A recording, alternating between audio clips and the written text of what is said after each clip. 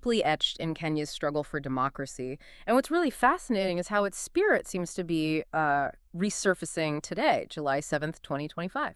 It's quite something. Okay, so let's unpack this a bit. We're diving into Sabasaba Day, what it means, why it was such a seismic moment, really, in Kenya's history, Right. and maybe most incredibly, why young Kenyans seem to be bringing it back today. Yeah, and the historical context is just, it's really compelling here. So rewind to July 7th, 1990. You had ordinary Kenyans bravely pouring into the streets. Okay. They were demanding multi-party democracy. They were challenging this very rigid one-party state. Ruled by President Daniel Arap Moi under KANU. Exactly, KANU. The ruling party back then held a total grip on power, a monopoly. So this wasn't just, a protest. It was a really profound act of national defiance. So this wasn't just about tweaking a few policies. What was it actually like? I mean, the atmosphere under that one-party rule, what drove people to risk so much? Well, it was an era defined by a serious lack of civil liberties. Think about it. Right. A one-party state means no real freedom to assemble, no independent media to speak of, Right. and any kind of dissent. It was often met with, well, brutal repression. People felt voiceless. And economically. There was stagnation, which just fueled this sense of frustration, this deep yearning for some kind of accountability. Mhm. And figures like Kenneth Matiba, Charles Rubia, Martin Shikuku, they became key. Absolutely. They sort of emerged as these symbolic leaders, really articulating that widespread desire for change. And the state's response, as our sources suggest, was not gentle, swished and brutal. Oh, absolutely. The state clamped down ferociously. People were beaten, they were jailed, even tortured. Wow. Yet despite that really extreme repression, those brave folks, they planted this undeniable seed, a seed of change. Right.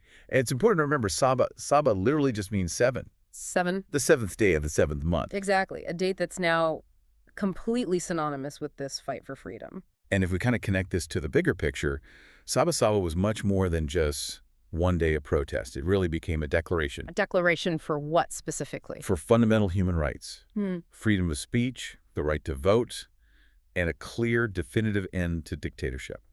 Their struggle, their unwavering struggle, it became a major catalyst. Leading to? Well, it eventually forced the introduction of multi-party democracy in 1992. It profoundly changed Kenya's political landscape, really shifted things. And what's so striking, as you mentioned, is seeing that same spirit, that defiance from Sabasaba reemerging today. Feels like young Kenyans are seeing echoes of the past, similar challenges maybe. Precisely. Today's youth are marching because they feel, well, unheard, unseen, genuinely overburdened. By what? What are the specific issues now? They're grappling with things like high taxes, rampant corruption, chronic unemployment, and still issues with brutal policing. It's kind of this mix. So it's not just the specific policies, but maybe a feeling of... Yeah, it's a perceived lack of accountability, maybe a concentration of power. Similar anxieties, perhaps, to those under the old one-party state. That's what seems to be fueling their discontent. And they're using modern tools, right? Social media. Oh, absolutely. Yeah. Leveraging platforms like X, TikTok, you name it, using hashtags like #RejectFinanceBill, #OccupyParliament. It shows they're not just, remembering history passively. They're actively engaging with it. Exactly. You can almost say they're repeating the courage of those who came before them. It really makes you reflect, doesn't it, on the enduring nature of these struggles for freedom. So what does this all boil down to for us, for you listening? Well, The spirit of Sabasaba, it seems to remind us that freedom isn't just handed over. It's something that has to be fought for continually. right. And that really leads to a crucial question, I think, for all of us watching this unfold. Will today's leaders genuinely listen?